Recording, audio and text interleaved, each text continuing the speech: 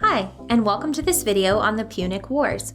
Today, we'll be discussing the series of 3 wars between 264 and 146 BC, fought by the states of Rome and Carthage. Let's get started. The Roman Republic was a dynamic storehouse of constitutional power, which grew and evolved as Rome expanded its lands and society became more and more developed. As the Romans conquered more territories, they increased their wealth, recruited allies, and brought their laws along with them to these new lands. They would eventually extend the franchise of Roman citizenship throughout Italy and beyond, but not without some major challenges along the way. Because of Rome's many successes and rapid growth, there arose conflicts with powerful neighbors who were jealous of the Republic's rise. After the invading Gauls torched Rome in 390 BC, the Senate gave dictatorial power to the patrician Marcus Furius Camillus for 1 year, which he used to force the Gauls into retreat. This earned him the title the second founder of Rome. By 264, the Romans were in control of Italy, which provoked international rivalry and then war with Carthage. Carthage was a city-state in modern-day Tunisia that was in control of vast territories and commercial networks in the Mediterranean region and beyond. In a series of 3 wars that became known as the Punic Wars, Rome and Carthage slugged it out. During the first of these wars, the Romans were initially severely mauled at sea by the superior Carthaginian navy, reportedly losing 700 warships. However, their willingness to adapt and endure ended up saving them. In 260, they used a captured Carthaginian ship as the basis for their own ship models. But the Romans went a step further by adding the corvus, a bridge with a spike on its underside that could attach to an enemy deck.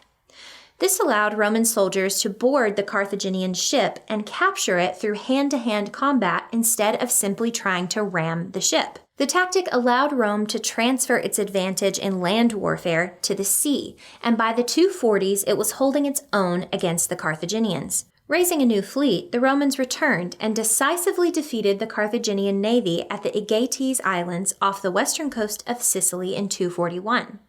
Sicily then became Rome's first overseas province. But Carthage had colossal reserves and resources available to pursue its revenge, which brought the Roman Republic to the very brink of extinction. Under the leadership of Hannibal Barca, the Carthaginians conquered much of Spain, and then, in 219, deliberately provoking the Romans, they stormed Saguntum, a Spanish city allied to Rome. The Second Punic War had begun. Hannibal conducted a daring thrust into Italy by crossing the Alps in the north, winning a string of decisive victories at Trebia in 218, Lake Trasimene in 217, and Cannae in 216.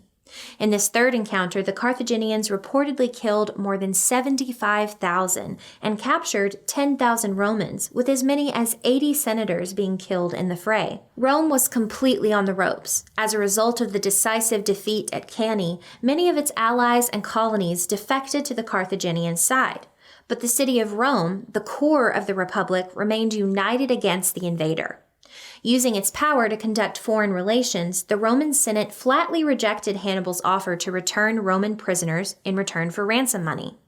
This made it publicly known that Rome would refuse to ransom any Roman captured by the Carthaginians anywhere, and any such attempts by private citizens were banned. This stern decision inspired the Roman soldiers to fight with a newfound urgency, knowing that they could not rely on anyone to save them if captured by the enemy. It also preserved the reputation of the Senate as a source of strong military leadership. The Senate was able to repivot the military with impressive speed. The soldiers were quickly organized into 2 legions that were sent to Sicily, banned from discharging their duties or returning to Italy until the end of the war. The crisis of Cannae became a shining moment for the Republic in its efficient decision-making and mobilization of military resources.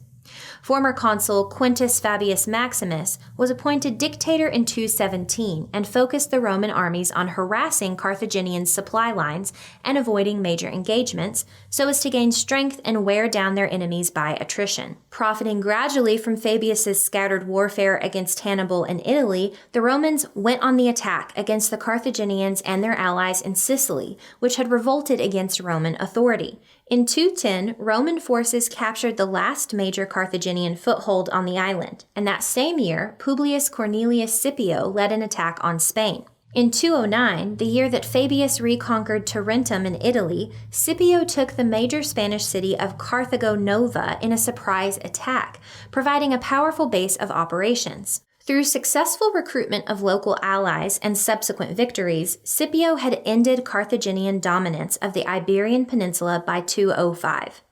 The Republic then sent Scipio to Sicily to ready a large invasion at the center of Carthaginian power in North Africa. Scipio's invasion force, composed largely of the survivors of Cannae, landed in Africa in 204 and quickly made headway.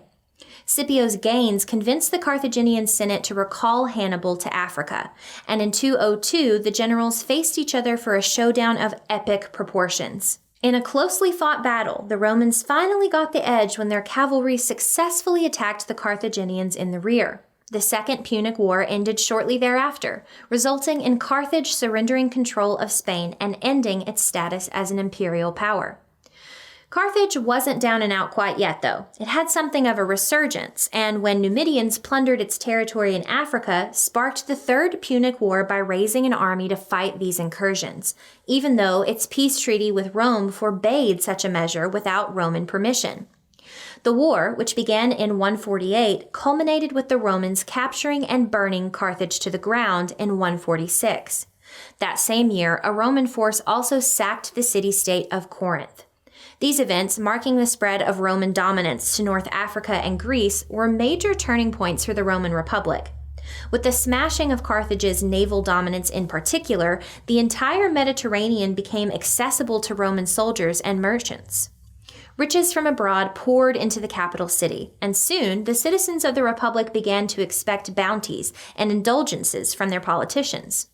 Oligarchs and their partisans were soon able to influence Roman politics as never before, and in the process, they would shake the very foundations of Rome's republican government.